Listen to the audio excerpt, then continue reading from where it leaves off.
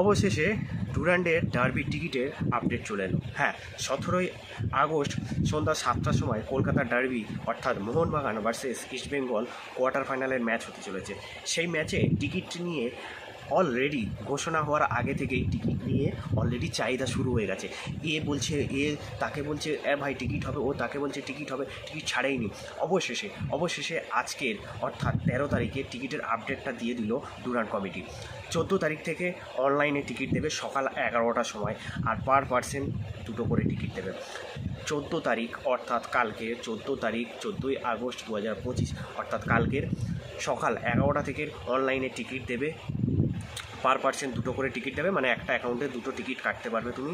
আর ওই অনলাইন টিকিটটা রিডিম করতে হবে তোমাদেরকে মোহামেডান স্পোর্টিং ক্লাবে গিয়ে।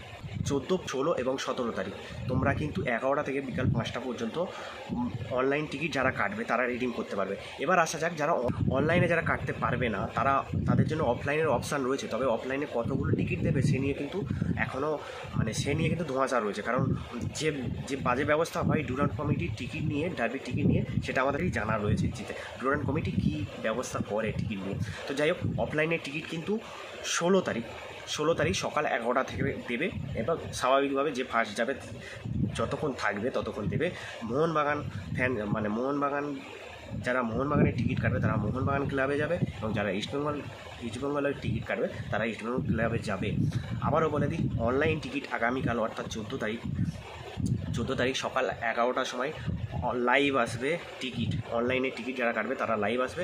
14 তারিখ, 16 তারিখ, 17 তারিখ তোমরা সকাল 11টা থেকে 5টা পর্যন্ত তোমরা অনলাইন রিডিম করতে পারবে। সেক্ষেত্রে তোমাদেরকে মোহামেডান স্পোর্টিং ক্লাবের বক্স অফিসে সেখানে গিয়ে তোমাদেরকে টিকিট রিডিম করতে হবে। এবার আসি অফলাইনে টিকিট। অফলাইনে টিকিট 16 তারিখ সকাল 11টা থেকে দেবে। যারা ফার্স্ট যাবে তাদেরকে ফার্স্ট পাবে, যতক্ষণ থাকবে দেবে, শেষ হয়ে গেলে শেষ হয়ে যাবে। সকাল 11টা থেকে টিকিট দেবে, পার পার্সন 2টো করে টিকিট দেবে। চটপট ভিডিওটা শেয়ার করো।